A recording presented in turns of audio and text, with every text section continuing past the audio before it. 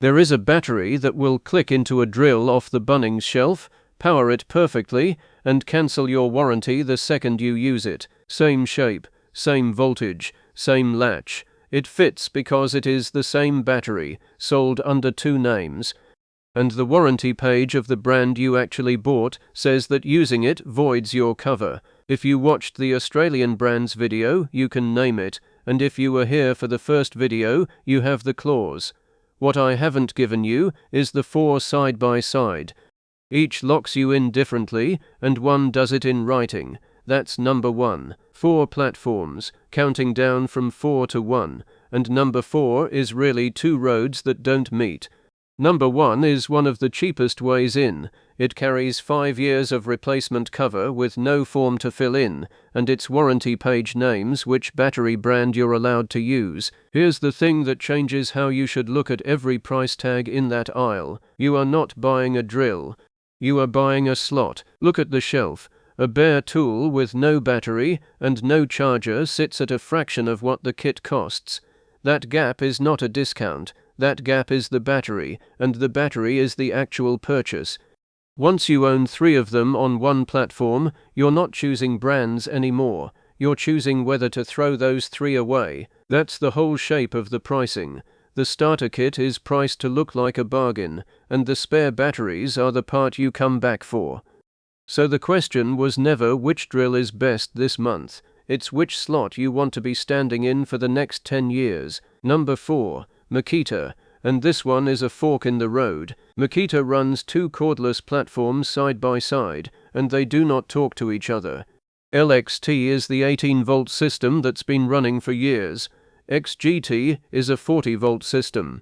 Different batteries, different chargers, different tools. An LXT battery does not fit an XGT tool. On Makita's own site, they are 2 separate systems.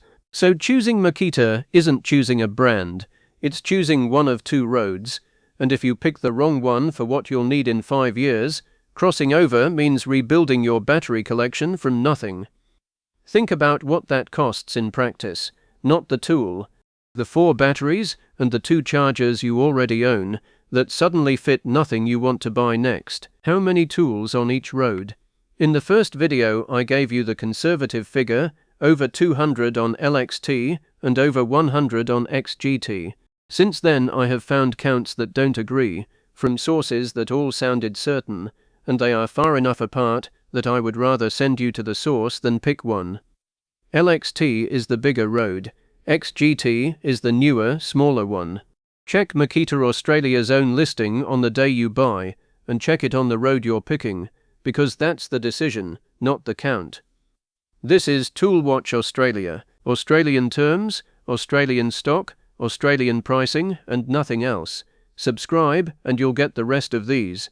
Number 3. Ryobi One Plus. And this one has a promise the others don't advertise. It's a Bunnings platform, and being tied to one retailer cuts both ways. The good side is the reach. Bunnings gets to towns that don't have a trade counter, and the Australian range runs past 200 tools. If you need something on a Sunday afternoon, that is not nothing. The other side is that if Bunnings drops a line, your options for that tool go with it. Ryobi's global range is bigger than what lands here, so what you read online isn't always what you can buy. But here's the promise, and it's Ryobi's own. Every OnePlus battery they've ever made still fits every OnePlus tool they've ever made. That promise is real, and it is narrower than it sounds. Ryobi Australia's own site doesn't list one platform. It lists 18-volt OnePlus, a 36-volt range, an 80-volt range for the ride-on mowers, and a USB lithium range for the small stuff. The promise covers OnePlus. It does not carry you across. After what I just told you about Makita, that lands differently and not the way you'd expect. Every brand on this list runs more than one platform. Ozito has a 12-volt range next to power exchange. Milwaukee has 3 rungs. What separates Makita is where the split falls. It cuts through the same class of tool, so you're picking a road before you buy the first drill. Everywhere else the extra ranges sit above or below the one you'd actually live on. Where the range gets interesting is breadth of strange. The inflator, the glue gun, the fan, the stick vac. That sounds like a joke, right up until you own 4 of them on the one battery. Just check the voltage on the box before you assume it joins the others. If your tools come out a few times a season and you want that spread of odd gear on one battery, this is the one. If what you want is 5 years of cover that replaces the tool instead of repairing it with no form to fill in, hold on. Number 1 has that, and it is one of the cheapest ways onto a platform in this country. Number 2, Milwaukee M18. The deepest trade platform in the country, and the most expensive by a wide margin. One platform to go, and then the one that locks you in with a contract instead of a socket. But you need this one first, because it's the opposite trade. Over 250 tools on one voltage. Milwaukee's own line is that it's the largest single voltage platform in the industry and on the trade shelf that holds up. Number 1's platform carries more names, but that number is worldwide, and the Australian shelf is a slice of it, and it isn't a trade platform. Different shelf, different argument. Milwaukee sells it as a ladder. M12 for tight spaces, M18 for everything, MX fuel for the breakers and the cut-off saws. Sounds like 3 chances to get locked in, and it isn't. The batteries don't cross, but the 250 are all on the middle rung. You buy M18 and you stay on M18, which is the point. The ladder exists, so you never have to look at another brand's ladder. You're paying the most on this list, and you're paying for 2 things: the tool and the fact that the trade buys it. A platform the trade buys is a platform with a used market behind it, and that is worth something when you want out. I don't have a figure for the size of that market. And it carries the thing I covered in the warranty video. 5 years, no registration required. On a platform you'll own for a decade, the difference between a warranty you have and a warranty you would have had if you'd filled in a form is not a small thing. If you're building a kit to work from, this is the one that doesn't punish you for being busy. If you're buying it for a garage you walk into twice a month, you're paying trade prices for a shed you're barely in. Number 1, Ozito Power Exchange. This is the platform the battery at the start belongs to. If you've been here before, you already knew that. What the first video didn't do is put that clause next to how the other 3 lock you in. It isn't a reason to avoid it, it's the reason to buy the batteries in the family.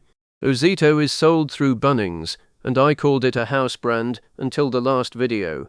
On entry price, it is one of the cheapest ways onto a platform in this country. If you watched the Australian brands video, you already have this half. Ozito Power Exchange is Einhell Power Exchange. Same platform, same parent company, and the batteries are electrically and mechanically identical, which matters more than it sounds, because that platform runs past 300 tools worldwide, and Ozito's own site puts the Australian Power Exchange range past 125.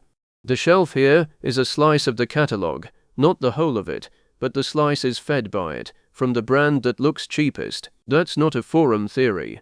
It is one product line sold under 2 names in 2 markets, which means the Einhell battery clicks into the Ozito tool. It latches. It powers it. Everything works exactly as you'd expect, because it is the same battery. The clause, for anyone who missed the first video, Ozito's own warranty page states that the cover applies only when the tool is used with Ozito branded batteries and chargers. Put another brand's battery in it, including the Einhell one that is electrically and mechanically identical to it, and you are outside the warranty. Read that sentence again. The battery fits because it is the same battery. The warranty does not care that it is the same battery. It cares what is printed on the label. And look at what you'd be trading away. Ozito is 5 years, replacement and not repair, and no registration required. That is one of the strongest sets of terms in the country, and it is the thing that walks out the door with that battery. And this is where the 4 separate.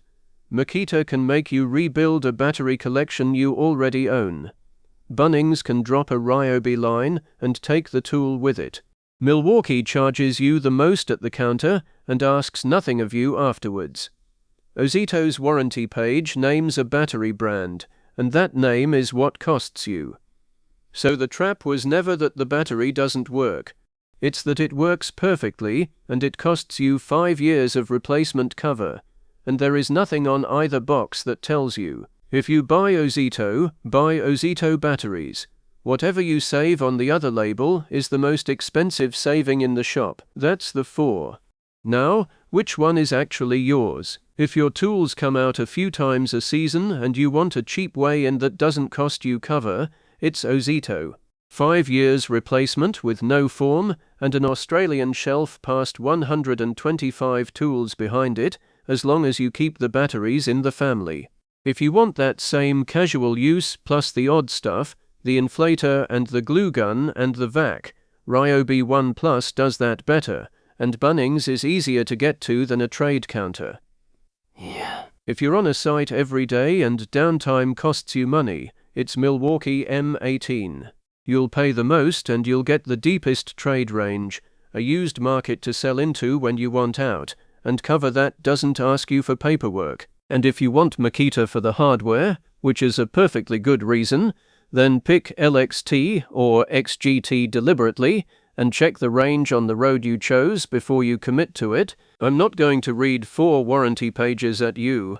The whole comparison is in a free PDF, every Australian warranty term, brand by brand, what needs registering and what doesn't, and which batteries cross between which brands. It's called the Aussie Tool Buyer's Bible. The link is in the description and pinned in the comments.